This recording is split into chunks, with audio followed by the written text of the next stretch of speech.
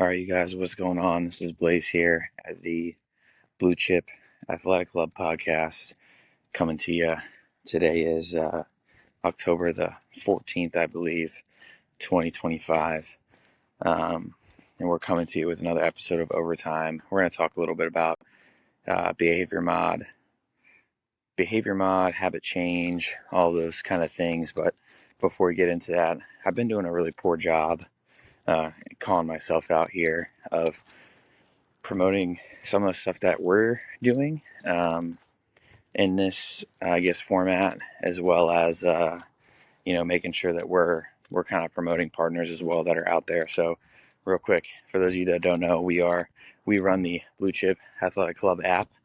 Pop onto our website, go in there, click a free month. We give a free month out to anybody who wants to try us out. I stand by the fact that it's less than $1 a day, and it more than pays for itself based on having a community of other people. Access to a ton of workouts and programs that I've written and done myself, and I coach you through every movement pattern. Whether you got dumbbells, full gym access, you name it, we've got it. So check us out on our website. And then we've got other sub programs in there too. Busy athletic dads, busy athletic parents. You got a busy athletic 9-to-5er. We've got, a lot of these sub programs that exist that we've written for people that we're trying to make it so that you can continue to play until you die, because that is the goal here for me, to keep, playing pickup basketball, playing lacrosse, whatever your thing is. That's what we're trying to do. So you kind of get lost in that and are able to do it. So that is something I want to make sure that I continue to do as I'm here on my walk with Nala pretty early on here on a Tuesday. So behavior mod, what are we talking about? What is behavior modification, Blaze? I think it's really important to go to kind of like the beginning of what that is and what it can be for you before we kind of like hit on the analogy that I think has been the best way to learn about it from I'll call like Master Nutrition Coaching School, which I took through Precision Nutrition, the level 2 cert, almost like a 6-month college course on nutrition, habit coaching, and those types of things, as well as a book that I'm reading right now about change and changing things when it's hard to do so. So, but first, behavior mod, what is that? Behavior modification, I think, is what a lot of times people are missing when it comes to a health and wellness journey. People think they need the perfect program. And this is myself included. I say people, but this is like, if I picked myself up and I went back, I don't know, let's call it 10 years, maybe even less, maybe 8 years from before. This is kind of where I would be. Holy hell, this guy's hauling us through the neighborhood here. So why is it so important? You can go online, and I think I've said this a handful of times. You can go online and you can find a training program for plug in your favorite athlete, plug in your favorite health and wellness person. Go on your AI model, ChatGPT, Perplexity, whatever you use, and type in, build me a program for this. And the AI models is going to do that, and it's going to do a pretty good job. And there's probably a lot of coaches out there, and I'm not going to bash them for this, that are using that almost exclusively to program people's stuff, whether it's online or in person.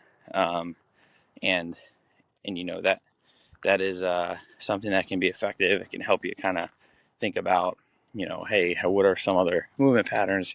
Maybe you use it to learn. Maybe you just copy and paste. I don't know where the world kind of goes beyond the year 2025 and right now, but I think eventually it's probably going to take over the world.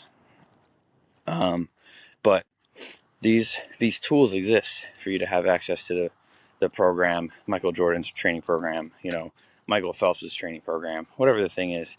There's enough data to pool and get it there. But what there's not enough data to pool is a way for you to continually do it, and for you to show up, and for you to take a step towards being healthier and making a change happen. Another really loud car, which I think is the most important thing to realize. Your body, your health, none of those things change until you have an action occur. A change, a diet shift, a movement shift. And typically these things happen over time. If I were to tell you, like, hey, you are going to be born, and when you're oh geez, there we go. You're gonna be a kid who learns how to walk after one try and is a perfect walker. You're, call it like 8 months or 10 months or whenever you start walking around, and you're never gonna fall down. You're gonna walk perfectly. Your gait's gonna be perfect. You're gonna look just like an adult when you walk. Like, you'd be like, no way, dude. It's not gonna happen. You're too new. You're too new. Life is too new. And we can get behind that, but we can't get behind the fact that that occurs in a health and wellness journey as well.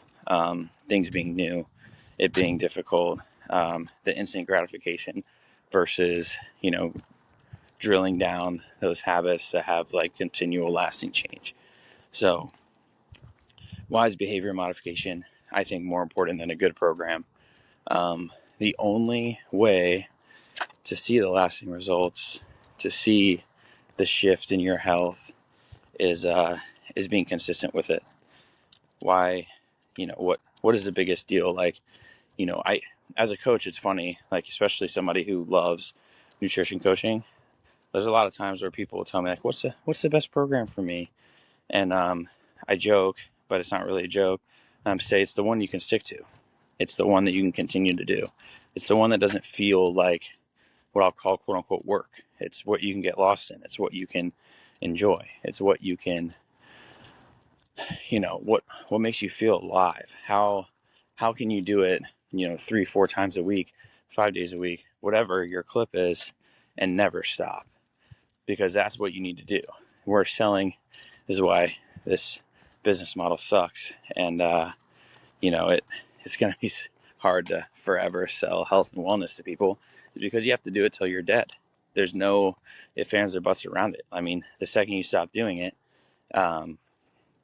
you're either going to put on weight, you're going to change the way you look, your health is going to deteriorate. And there's a lot of people that, are okay with that. But for lack of a better term, I'm selling burpees and expecting people to pay for it. It's just not necessarily in the cards. But, we talk a lot about behavior mod, and like, hey, behavior modification is the thing that's going to be missing from the way that you can kind of take a step forward and make that happen. And I want to get into kind of the analogy here, because I've been ranting for 8 minutes now, and it's 3, I'll call, steps that I think you can probably relate to almost any change that you want to happen or that you want to occur in your life. Maybe you want your dog to go on walks with you in the morning. Maybe you want your partner to wake up early with you. Maybe you want to stop drinking as much during the week. Plug in whatever thing. Maybe you want to make a health shift. And hey, this is a health and wellness podcast. Is probably something that you're interested in. Maybe some nutrition shift, maybe some dietary shift, maybe a training shift, whatever that thing kind of looks like. Oh boy, now I'll find the bunny chasing after it. And that's maybe what you're looking to do. And I think we can boil it down to 3 key points. And I think people, if you've ever heard me talk, you may have heard these things before. And it's the analogy is the elephant, the rider, and the path. And let's break it down, because this is a health and wellness podcast, into a health example. So let's say our goal, our thing that we would like to change, is our snacking when we come home. Let's say that typically when you come home, you're like, hey, dude, I'm going to go have a snack. And I pull something out, and let's say it's Oreos, because who doesn't love Oreos, right? You come home and you got Oreos, and every day you come home, you nom a sleeve of Oreos. And you're like, man, I'd really like to stop that, because I want to start to get a hold of my health. And start to lose some weight, or, I know this isn't very good for me, so I'm trying to shift that. Great. You've done step one, which is identify the problem. Now, what is step two? Step two, here, come on, let's keep walking, baby. Step two now is going to be, okay, what now? What else do we want to start to identify so that we can make the habit stick? And this is where I think these three critical components can really, really come into play. Step one, the elephant. So the elephant in this case is going to be your instinctual brain. Call it lizard brain, call it, will to survive, call it the emotional piece of people, because, for lack of understanding and I guess for generational understanding for people, we are emotional beings. Your emotions are going to drive your actions most, if not all of the time, especially knee-jerk reactions, especially immediate instinct. So I think recognizing and acknowledging that is important. So the elephant in this case is your knee-jerk reaction to satisfy, we'll call the craving of wanting an Oreo. Maybe it's a stressor from work, and this is the way that you de-stress. Maybe you're having, substitute Oreo for a glass of wine. I mean, you name it. You can make this kind of any scenario and anything, and probably find a way to relate it to your own life. So, that the elephant becomes, this is my de-stressor. This is my craving that I want to satisfy. So there's that piece. The rider is going to be your kind of logical brain. This is the other piece of it. This is the reason that when you're at the grocery store, or how about this? How about you when you're in your car, you yell at somebody who cuts you off. There's your elephant. Your rider is the rational side of your brain that's like, maybe I shouldn't chase this person down and try and fight them in the parking lot, or maybe I should not lash out and bite this little kid who bit me on the shoulder, or whatever the thing becomes, right? Like this is your rational brain that is going to drive long tail decisions. This is like, hey, rational brain rider is trying to tell you, hey, we want to lose weight, we want to do this thing, and they're like, obviously, if you're eating the Oreo, you're probably not going to lose weight. But the problem, or I guess not necessarily is a problem, but it is the challenge and the dilemma is that the elephant wins, because again, we're emotional beings, we're emotional creatures, and the craving trumps the logical brain. Call it 80-20, 80% of the time. And 80-20 doesn't lead to any amount of consistency, and it doesn't lead to any amount of real change. So there's the elephant and the rider in our scenario, and the last piece is going to be the path. The path is the path in which the elephant is walking. The rider is on top of the elephant, and the path is the way that it goes. And in this example, let's say that your Oreos are sitting on your kitchen counter, and they're there all the time. So when you come home, you're thinking like, hey, I want to stop eating as many Oreos, but the access to Oreos is abundant because you've got 15 packs of them sitting there on your counter. Obviously, this is a dramatized example, but that's your path. The path has very little resistance, and i.e., you're able to eat a whole sleeve every single time you come home. So what can we do to affect behavior modification in this kind of, I'll call, regime of things? And it's one, you can inspire or motivate the elephant from an emotional perspective. Two, we can rationalize with the rider, as long as we can, we'll call, ride out the emotional wave. And three, we can shape the path. So how would you motivate the elephant? Let's say you're a parent in your 50s or 60s, and you have a kid who's in their 20s and 30s, and they are like, hey, I'm interested in having kids soon. And I know that your health is really detrimental to your ability to be a grandparent. And I really want you to be around for our future kids. Maybe their partner and them are looking to have kids. I really want you to be around for the future of that, and be a grandparent and be able to get on and off the ground with them, to be able to play with them, to be present with them, to spend quality years with them, so that you're not bound to a wheelchair. Not necessarily saying that Oreos lead you to a wheelchair, but stick with me here. That's going to be pretty motivating for somebody who's going to be on a health and wellness journey, right? You're pulling on, I'll call, emotional strands of somebody's being, and you're really speaking directly to that piece of them, to then make a lasting change. So let's say the cookie's out there next, and that person, they now see, instead of a cookie, they see a kid who maybe they're not able to see because they've seen this cookie. They've attached the cookie to being a grandparent, being a grandparent for a long time. That's an emotional, I'll call it response, or not even response, an emotional play on the elephant to help influence that decision right away, right when you see it.